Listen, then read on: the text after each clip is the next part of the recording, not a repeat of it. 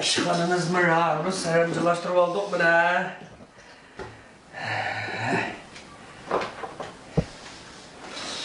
Hem de xaridadigan gelse, iştigeni qilib kelsek, xaridalar razılab kelsa bizden.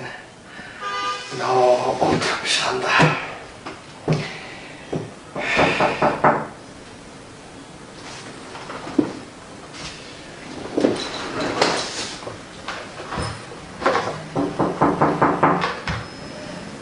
Hadi kiran.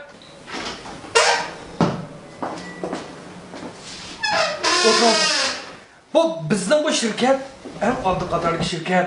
Sizin işinizde hem tez, hem süpetlik, hem layakatlık kıp. Sizden kolunuzu tarif etmez biz. Hatırlayacağım buna ha. Böylelikle bizden şirket kölemleşken, terakki kılgan üstünlüğümüz ılgar. Hayır efendim ben... He. Hatırlayacağım bosta. Biz senin işte en tez süratli bir taraf kıtmız. Hayır ben mağın... Haşma 10 milyonluk doktorun işi namada tulgakıt kadırma var adamını yakıkıl koymay. Ya seni getirmedim seni getirmedim. Yani bizi senin kendine tutlaptı aşırı bir yaktıldım kalırsa. He makul. Oy hatırlayacağım bosta. Hayır tulgakıt koy unuttuk dedim. He makul. Bunu hatırlayacağım bosta. Makul. Özün nasılsa, özün avaylıysa bakma. Hoş makul. Çok işimiz bitti. Hadi özür Kesle, gap bir olsa disle. Hayır ben matlıgap idaresi matlıgının sınırı ulapayan kelgen ben idarede. Evet ki bu... Sapalak ya.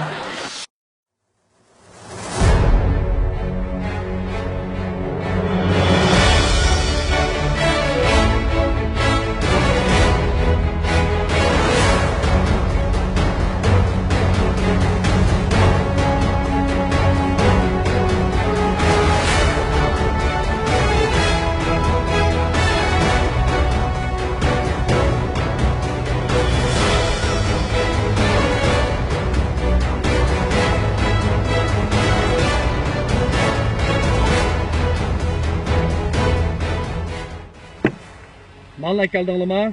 Evet keldik hem tutuluq. Mallarning soni çok. Ming. O'tgan yili ishqonlarni malla kelib etsem, ba'zilari kichik, ba'zilari cho'ng chiqib qoldi. Bu yil unday ish yo'qku. Yo'q, hammasi opma o'xshash. Men mallarni ko'ray. Bo'ldi. Voy bu nimada kichik, biqiniki nimada cho'ng. Anita qusquda ekan qo'yni. Bo'ltimi qusqudaylarga qachon tug'ita ha? Mushu o'ltirib yeb qoldi qo'yni. Ya xo'jay, andagini bultuq qusquda tug'ib ulab qoldi qo'ziqalang. Bir yer qusquda. O'ltirib yemlashni yeb qoldi. Aqsil talqallar baqsa qo'mamta qo'yni.